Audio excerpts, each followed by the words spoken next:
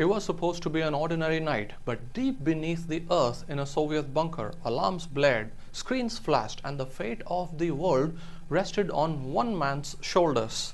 This is the man I'm talking about, Lieutenant Colonel Stanislav Petrov, and this story is about his legacy. It was September 26, 1983, and the Cold War was like a ticking time bomb. On one side, the United States, and on the other, the Soviet Union had their fingers on their nuclear trigger, and humanity tethered on the edge of extinction. One mistake, one wrong move, and it could mean the end of the civilization as we know today. Deep inside a Soviet bunker near Moscow, Petrov sat in a high-stakes control room. The air was thick with tension as he monitored the Soviet Union's state-of-the-art early warning system, an apparatus meant to detect incoming nuclear missiles from the United States. Petrov's job was clear. If the system signaled an attack, he was to notify his superiors, triggering an immediate and catastrophic retaliation.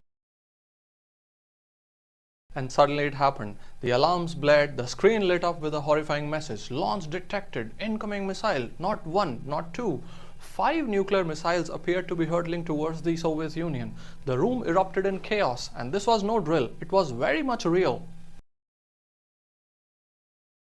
Now, protocols demanded Petrov to escalate the alert, but a report to his superiors would almost certainly trigger a full-scale nuclear counter-strike, an event, an action that would ensure global annihilation.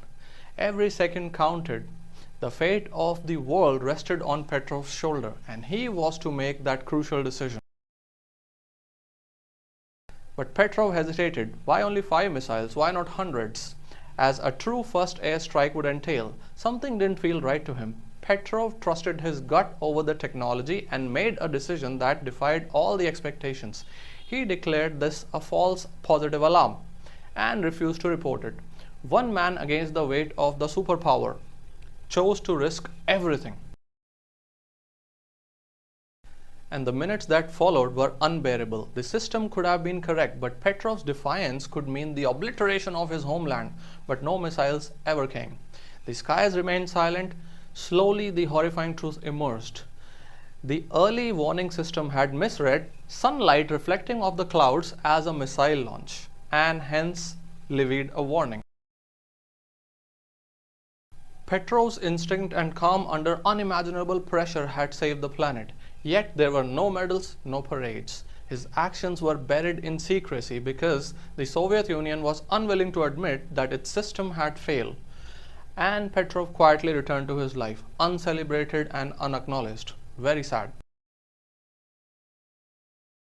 Decades later, the story surfaced and the magnitude of Petrov's heroism became clear. He was hailed as the man who saved the world. Awards, honors followed, along with many books that were written on his life. In fact, this lecture is also inspired from this book, Stanislav Petrov, The Man Who Saved the World, written by Matthew Rivers. But Petrov remained humble and insisted that he was no hero, he was just doing his job. Petrov passed away in 2017, but his story endures a beacon of hope and a chilling reminder of how close humanity came to the brink. But one man, guided by reason and courage, stood between us and the apocalypse. His legacy reminds us that even in the darkest moments, a single individual can change the course of history by making one rational decision, one man, and the survival of billions. Listen to this entire incident in his own words. Watch this video.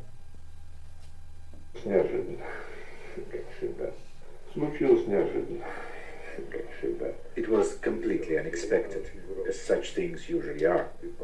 The siren sounded very loudly, and I just sat there for a few seconds, staring at the screen with the word "launch" displayed in bold red letters.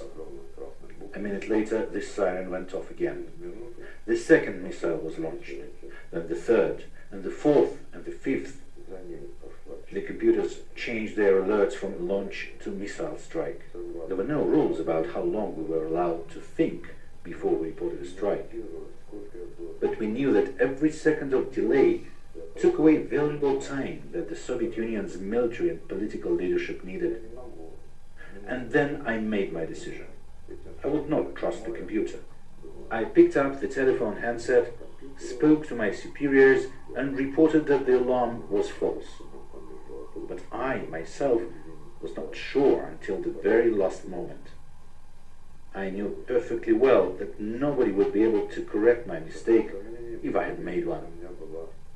Честно говоря, 50-50. Я понимал отлично, что меня никто не поправит.